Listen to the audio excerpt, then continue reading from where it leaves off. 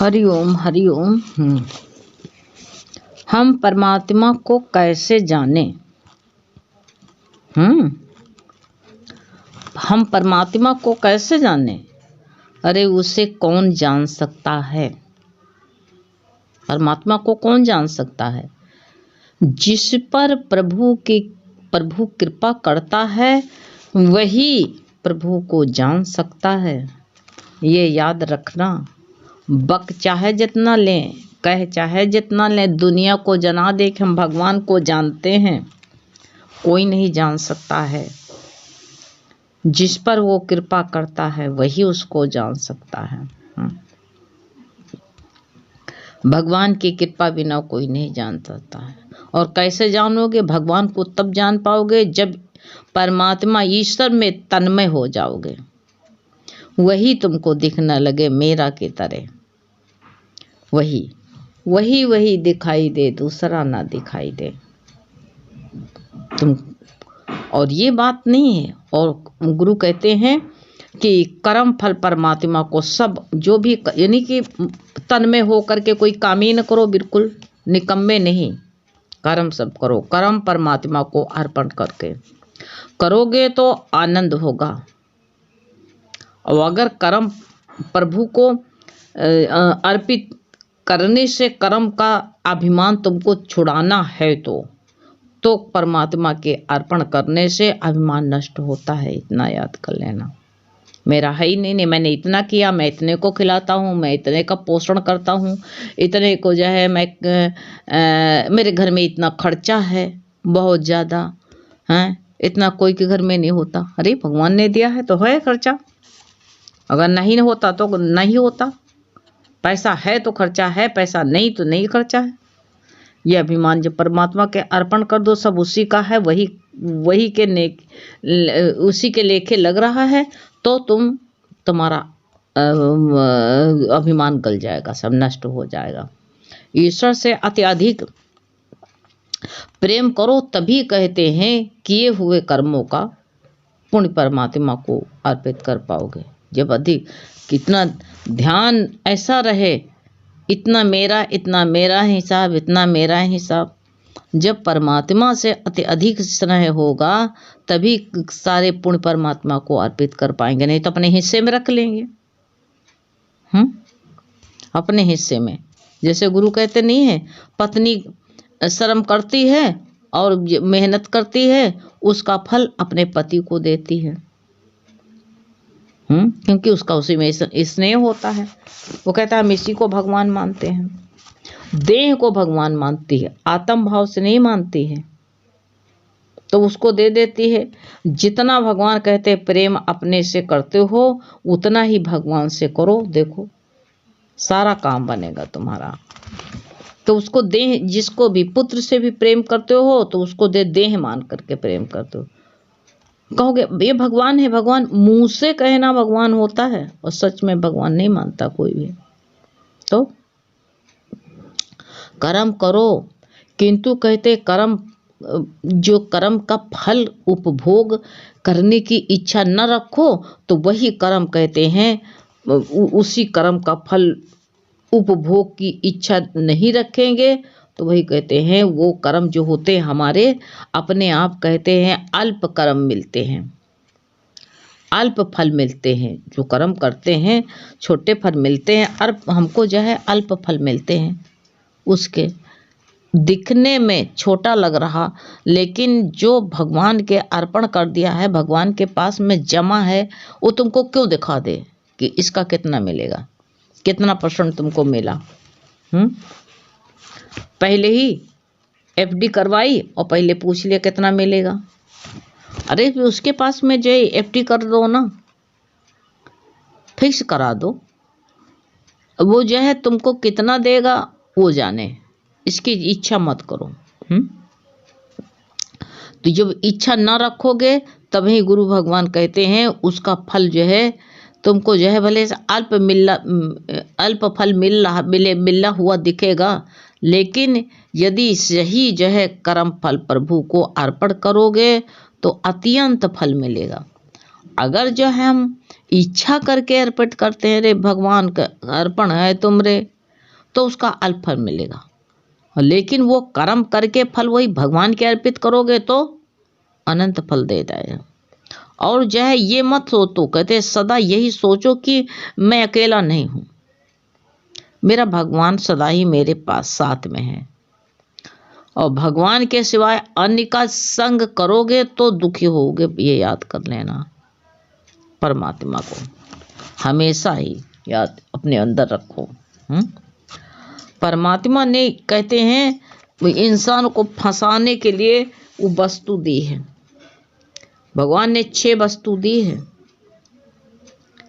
फंसाने के लिए। ये फंसाए रखती है माया जो है, इसमें भगवान ने फंसाने के लिए 6 चीज़ों में माया रखी है, ये फंसाती है। इंसान को कैसे फंसना होता? पहला भोजन। किसी लोगों खावा खावा खावा लगा रहता है मन ना, उसमें फंसा रहता, खाने में मन रहता है। और दूसरा द्रव्य, पैसा गिनने लगे तो कहते नहीं है कि भगवान ने कहा कि जो है नारद चलो तुमको अपने भक्तों को दिखा लाए, मेला लाए। नारद गए साथ में, तो एक सेठ के वहाँ गए, तो सेठ जो पैसा गिनने में इतना तन्मय था, मार पैसा खूब गिन रहा था। तो उन्होंने कहा कि भगवान ने कहा देखो नारद कहो इनसे राम राम कहो। कहीं नारद ने कहा राम राम सेठ जी, राम राम सेठ जी, राम राम 4-6 बार कहा। लेकिन जो उसने सोचा कि अगर इससे राम राम करेंगे तो हमारी गिनती भूल जाएगी पैसों की। अब बताओ कितना मन उसमें लगाए रखा। यानी राम राम कहने की भी फुर्सत नहीं है। तो अब बहुत जब राम राम राम राम कहने लगे तो सेठ ने कहा 10 रुपये निकालो, ए मुनीम 10 रुपये इनको दे दो, जान खाए हैं राम राम लगाए हुए हैं। दे दिया, 10 रुपया दिया। तो कहा भगवान ने साधु का रूप रखा था, कहा सेठ जी दिन दूना रात चौगुना। यानी दिन में इतना जो है इतना तुमको इसकी इनकम हो जाए कि दूना हो जाए, जितना गिरना है दूना हो जाए, और रात भर में 4 गुना बढ़ जाए। भगवान ने नारद ने कहा भगवान ये क्या कर रहे हो, राम राम कहने तक की फुर्सत नहीं है और इसको इतना बड़ा वरदान दे दियो। अरे कहा नारद इस राज को तुम क्या जानो, हमने इसको ऐसा वरदान दिया है कि जब 1% इसके पास में है तो ये राम राम कहने की फुर्सत नहीं, और इसके पास में जब 4% बढ़ जाएगा तो ये 4 गुना हो जाएगा, तो ये जो है राम राम राम कहने को कौन कहे, गिनते गिनते गिनते मर जाएगा, नरक में चला जाएगा। बताओ। दूसरे भक्त के वहाँ गए तो संत ने गाय पाल रखी थी, गाय का घास पानी खिलाते थे, और जो दूध जो होता था खा करके उसी से भजन करते थे। भगवान भक्त के वहाँ गए, भाई शाम को जो है दूध निकाला, कहा संत आए अतिथि करें, दूध निकाल के पिला दिया। भगवान ने कहा आज दिन तुम्हारा रात रुके, सवेरा वहाँ फिर दूध निकाला, गरम करके खूब लाल लाल गाढ़ा करके चूल्हा जला के इनको पिला दिया दोनों लोगों को। अब भाई रात भर रहे, दिन भर रहे, सुबह जब जाने लगे, दिन भर रह के शाम को कह लगे हम जाएंगे अपने घर को। तो भाई जब जाने लगे तो कहा भाई संत ने कहा कि भाई हमारे लिए भी कोई कुछ दिए जाओ वरदान। इसलिए गुरु कहते मान तो रह नहीं पाते हो, टकर टकर टकर बोलने की आदत पड़ी है। संत जो अपने मन से मिले ना, क्यों नोचते हो घस उठते हो, अपने मन से जो मिले उसी में राजी रहो। कहीं हमारे लिए भी महाराज कुछ दिए जाओ, कहीं तुम्हारे लिए ही दे रहे तुम्हारे गाय बछड़ा दोनों मर जाए। नारद बहुत झंझना उठे, कहने लगे अरे जिसको राम राम कहने के लिए फुर्सत नहीं है उसको 4 गुना दिया, और इसका दूध शाम को भी समेट लिया आपने, और और सुबह वाला भी पिया, शाम का पी के जा रहे हो, कह रहे हो तुम्हारा गाय बछड़ा दोनों मर जाए। भगवान ने कहा नारद नारायण नारायण करते हो लेकिन इसका रहस्य कुछ नहीं जानते हो। भगवान क्या करता है उसकी जो करने में उंगली मत लगाओ। ने कहा जब ये बताओ, ये आया है भजन करने के लिए, जंगल चला आया, यहाँ गैया पाला, गैया का भूसा लाना, गैया को घास देना, गैया को छप्पर बनाना, गैया को जो है पानी से बचाना, गैया को मच्छर लगते धुआं सुलगाना है। इसमें भगवान में कितना मन है? यही माया में फंसा हुआ। तो इसलिए भगवान क्या करता है? माया ले लेता है। माया ले करके तुम्हारे लिए तो यही कहा गया है कि ये 6 वस्तुओं में मन, इंसान का मन फंसता है। जिसके पास द्रव्य ज्यादा है उसको आप भजन करने कह दो, सत्संग, अरे इसमें आप मोबाइल में सुनने कह दो, कहेगा मेरे पास फुर्सत नहीं, वो नहीं सुन पाएगा। तो वही परमात्मा ने 6 फंसने वाली 6 चीजें, पहला भोजन, दूसरा द्रव्य, तीसरा वस्त्र। बहुत लोग कपड़े ही खरीद के लाओ, ये साड़ी, वो कपड़ा, वो सूट, उसी में वस्त्र में ही पड़ा रहता है। और चौथा कहा जो बहुत लोग होते स्त्री पुरुष में फंसा रहता। और बहुत लोग 5वां घर द्वार फलाने का इतना ऊंचा बना है, इतना महल माड़ियां देखा तुर्की में, कितनी कितनी बड़ी इमारतें बनाई, सब पल भर में मैदान कर दिया। कुदरत ने मलबा में बदल दिया, पता नहीं कब उसकी भूकुटी टेढ़ी हो, इंसान समझ नहीं पाता है। और बहुत ये जितने भगवान ने जो है, और कुछ लोग पुस्तक में, बहुत लोग पुस्तक के कीड़ा बनते हैं, उसमें 6 वस्तु दी है। तो अपने घर में जो है चाहे जिसे रखो, किंतु मन में किसी को मत रखना। चाहे भोजन हो, जो सामने आए भोजन कर लेना, चाहे द्रव्य हो उसको भी मन में मत रखना, वस्त्र में भी फंसे मत रहो कीड़ा बन करके। स्त्री पुरुष में ना फंसी रहे। और घर में भी, घर में तुम रहो, घर अपने अंदर मत आने दो। पुस्तकें बहुत रखो, लेकिन जो है सार निकाल लो, बाकी पुस्तक फेंक दो। तो वही गुरु कहते हैं, घर में चाहे जिसको रखो, लेकिन जो है मन में किसी को मत रखो, मन में मत बसने दो। जगत किसी भी कहते हैं पदार्थ में इतना स्नेह मत रखना। तुम जागते रहो, किसी भी जो है वस्तु में स्नेह मत रखो, जिससे वो कहते हैं स्नेह तुम्हारे ध्यान में, शांति में बाधक हो जाए। नहीं, ऐसा मत करो, इसमें भी मत रखो। संसार नाव की तरह है, संसार में नाव की तरह रहना चाहिए इंसान को। पानी पर रहने पर भी नाव कहते हैं तैरती रहती है, लेकिन अगर जो है मान लो वो पानी अगर नाव में आ गया, नाव के अंदर चला जाएगा, तो क्या होगा? नाव तो डूब जाएगी। इसी प्रकार हम जो है संसार में रहें और संसार अपने अंदर मत आने दो।